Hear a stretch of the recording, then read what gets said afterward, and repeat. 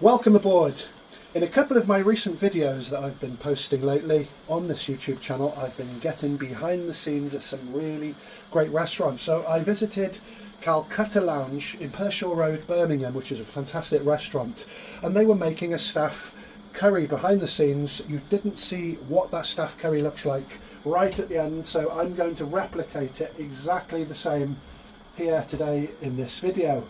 All the ingredients are really simple and you're going to get an authentic Bengali curry that's home style and absolutely delicious. Let's just add some ghee to the pan, and all the ingredients are in the description of the video. So the ghee has now melted. Let's add some ginger and garlic paste.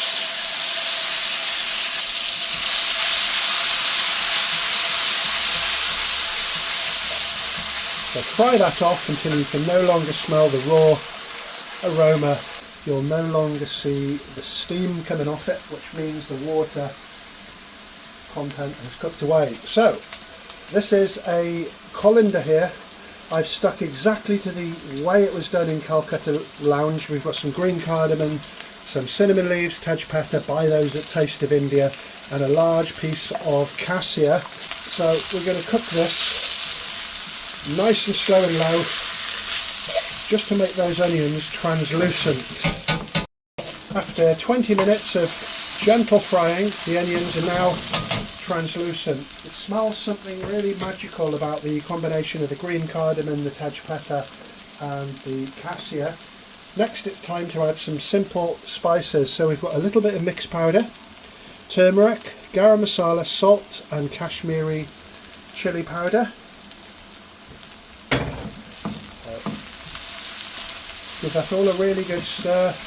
We're going to roast those spices for a couple of minutes. The mixed powder that was added is what restaurants use to get that restaurant taste. If you'd like to purchase the best on the market, there's a link in the description, Taste of India. It's called British Indian Restaurant Mixed Powder.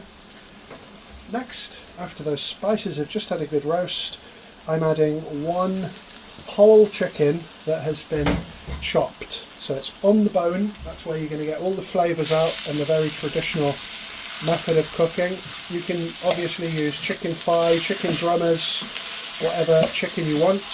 And always for Indian or South Asian food, remove the skin. To give that all a good stir, we need to seal the chicken. And once that's starting to heat, just add about a cup of water, just to meld all the ingredients together. After 10 minutes, the chicken's starting to cook through. Got some nice aromas. We're going to add some tomato paste, diluted with a little bit of water.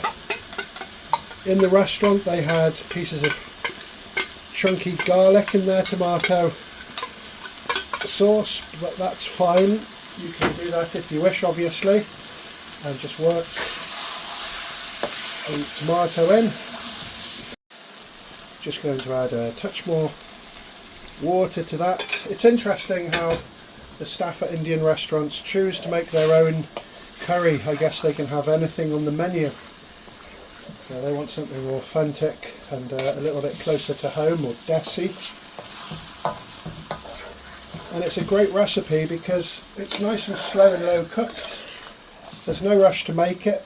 The staff usually start in the middle of the evening and slowly cook it, so by the time the restaurant closes it's their dinner time. So nice and patiently cooked.